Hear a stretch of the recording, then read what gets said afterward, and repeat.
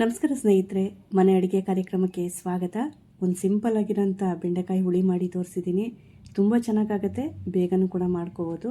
ಮಾಡೋದು ಯಾವ ಥರ ಅಂತ ನೋಡೋಣ. ಇಲ್ಲಿ ಅರ್ಧ kg ಬೆಂಡೆಕಾಯಿನ ವಾಶ್ ಮಾಡಿ ಇಟ್ಕೊಂಡಿದ್ದೀನಿ. ಇದನ್ನು ಸಣ್ಣ ಸಣ್ಣದಾಗಿ ಕಟ್ ಮಾಡ್ಕೋಬೇಕು. ಈಗ ನೋಡಿ ಕಟ್ ಮಾಡ್ಕೊಂಡಿದ್ದೀನಿ ಉದ್ದುದ್ದಕ್ಕೆ. ಈಗ ಇದನ್ನು ಎಣ್ಣೆಲಿ ಹುರ್ಕೋಬೇಕು. ಈಗ ಒಂದು ಪ್ಯಾನಲ್ಲಿ ಎಣ್ಣೆ ಸೇರಿಸಿಟ್ಟಿದ್ದೀನಿ. ಇದಕ್ಕೀಗ ಬೆಂಡೆಕಾಯಿನ ಸೇರಿಸ್ಕೊಂಡು ಸ್ವಲ್ಪ ಮೀಡಿಯಮ್ ಫ್ಲೇಮಲ್ಲಿ ಹುರ್ಕೋಬೇಕು. ಇದರಲ್ಲಿರೋ ಲೋಳೆ ಹೋಗೋ ತನಕ. ಮುದ್ದೆಗಂತ ಮಾಡಿದ್ದೆ, ತುಂಬ ಚೆನ್ನಾಗಾಗಿತ್ತು. ಯಾವ ಮಸಾಲೆನೂ ರುಬ್ಕೊಳ್ದಲ್ಲೇ ಬೇಗನೆ ಮಾಡ್ಕೋಬೋದು ಕೂಡ. ಈಗ ನೋಡಿ ಹುರಿದಿದ್ದಾಗಿದೆ. ಈಗ ಇದನ್ನು ತೆಗೆದು ಅದಕ್ಕೊಂದು ಸ್ವಲ್ಪ ಎಣ್ಣೆ ಸೇರಿಸಿ ಇದೇ ಬಾಣಲಿಗೆ ಸ್ವಲ್ಪ ಸಾಸಿವೆ ಮತ್ತು ಜೀರಿಗೆನ ಸೇರಿಸ್ಕೊಂಡಿದ್ದೀನಿ. ಸಾಸಿವೆ ಸ್ವಲ್ಪ ಸಿಡಿಲಿ.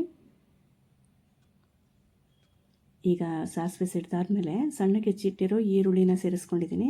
ಈರುಳ್ಳಿ ಸ್ವಲ್ಪ ಸಾಫ್ಟ್ ಆಗೋ ತನಕ ಹುರ್ಕೋಬೇಕು.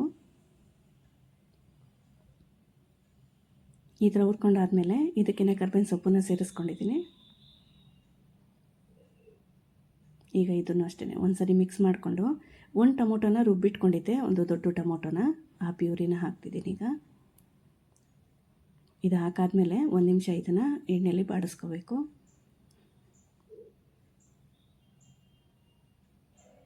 ಈ ಥರ ಮಿಕ್ಸ್ ಮಾಡ್ಕೊಂಡಾದ್ಮೇಲೆ ಇದಕ್ಕೀಗ ಖಾರದ ಪುಡಿನ ಸೇರಿಸ್ಕೊತಿದ್ದೀನಿ.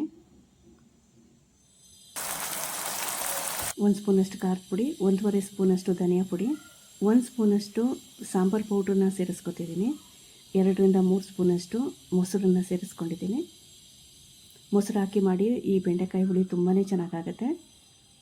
ಈಗ ಇದಿಷ್ಟನ್ನು ಸೇರಿಸ್ಕೊಂಡಾದ್ಮೇಲೆ ಇದನ್ನೊಂದ್ಸರಿ ಹಸಿ ವಾಸನೆ ಹೋಗೋ ತನಕ ಹುರ್ಕೋಬೇಕು. ಇಂಥ ಟೈಮಲ್ಲೇ ಬೇಕಿದ್ರೆ ನೀವು ಅರಿಶಿನ ಪುಡಿ ಕೂಡ ಈಗಲೇ ಹಾಕೋಬೋದು, ನಾನು ಆಮೇಲೆ ಹಾಕಿದ್ದೀನಿ. ಈ ಥರ ಹಾಕಾದ್ಮೇಲೆ ಇದನ್ನೊಂದ್ಸರಿ ಚೆನ್ನಾಗಿ ಮಿಕ್ಸ್ ಮಾಡಿಕೊಂಡು ಒಂದು ತಟ್ಟೆ ಮುಚ್ಚಿಟ್ಟು ಒಂದು 2 ನಿಮಿಷ ಲೋ ಫ್ಲೇಮಲ್ಲಿ ಬಿಟ್ಟಿದ್ದೆ ಹಸಿ ವಾಸನೆ ಹೋಗೋ ತನಕ. ಈಗ ಅರಿಶಿನ ಪುಡಿನ ಸೇರಿಸ್ಕೊಂಡಿದ್ದೀನಿ. ಈಗ ಇದೇ ಥರನೇ ಕೈ ಬಿಡದೆ ಹುರ್ಕೊಂಡು ಈಗ ಲಿಡ್ಡನ್ನು ಕ್ಲೋಸ್ ಮಾಡಿದ್ದೀನಿ. ಈಗ 2 ನಿಮಿಷ ಆದಮೇಲೆ ಇದು ಮಸಾಲೆ ಚೆನ್ನಾಗಿ ಬೆಂದಿದೆ.